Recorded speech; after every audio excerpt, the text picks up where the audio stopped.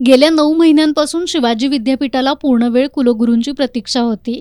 अखेर काल कुलपती तथा राज्यपालांनी शिवाजी विद्यापीठाचे 14वे कुलगुरू म्हणून डॉक्टर राजनीश कामत यांची निवड केल्यानंतर ही प्रतीक्षा संपली आहे। आज सकाळी नवनियुक्त कुलगुरू डॉक्टर राजनीश कामत कुलगुरू निवासस्थानापासून विद्यापीठाच्या प्रांगणात इलेक्ट्रिक वाहनातून त्यांनी प्रवास पूर्ण केला। त्यांनी छत्रपती शिवाजी महाराज यांना अभिवादन केलं। यानंतर व्यवस्थापन परिषद सभागृहात प्रभारी कुलगुरू डॉक्टर गोसावी यांचा औपचारिक निरोप समारंभ झाला।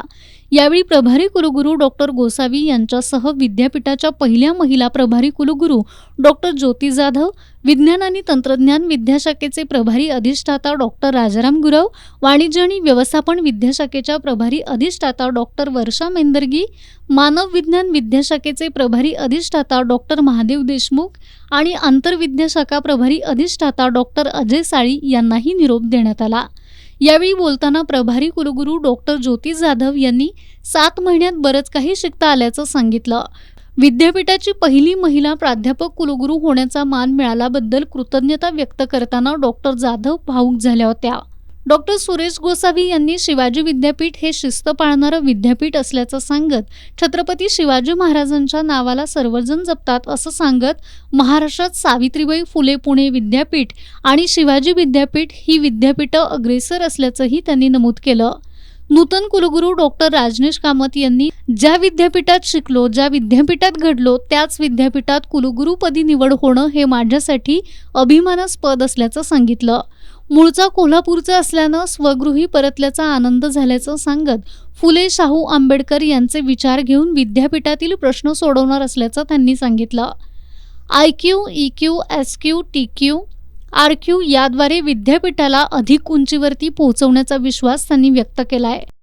सॉफ्ट स्किल्स विद्यार्थ्यांना देण्याची गरज आहे आणि मी आत्ताच जे म्हटलं की सॉफ्ट स्किल्स, हार्ड स्किल्स ह्या सगळ्या ज्या गोष्टी आहेत आणि लाईफ स्किल्स या सगळ्या गोष्टी देण्याची गरज आहे।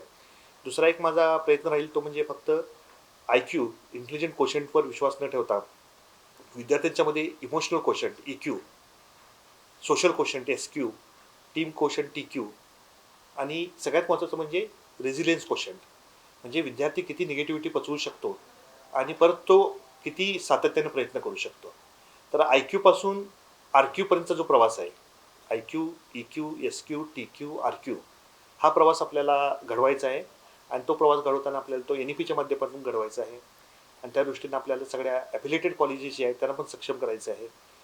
नवीन जे प्रवाह येतात जगामध्ये त्या दृष्टीने आपल्याला विद्यार्थ्यांना ज्याला म्हणतात आपण की ते कसे त्याला सामोरे जाऊ शकतील, दे विल स्टँड टॉल असं जे म्हणतात ते आपल्याला त्यांना घडवायचं आहे आणि खऱ्या अर्थानं सक्षम नागरिक बनवण्यासाठी आपला नेहमीच प्रयत्न राहील। इथलाच मी असल्यामुळं कोल्हापूरची मातीशी आमच्या कुटुंबियाची सगळी नाळ जुळलेली असल्यामुळं मला अगदी या सगळ्यांचा अंदाज आहे आणि त्या दृष्टीने मी स्वतःला समर्पित करून माझ्या टीमबरोबर काम करेन की I believe in team work, की एकटे व्हाईस चान्सलर काही करू शकत नाही, सगळ्या सहकार्यांना बरोबर घेऊन जाऊन मी याच्यामध्ये काम करण्याचा प्रयत्न करेन। आज दिवसभर शिक्षण क्षेत्रासह विविध क्षेत्रातील मान्यवरांनी त्यांची भेट घेऊन त्यांना शुभेच्छा दिल्या।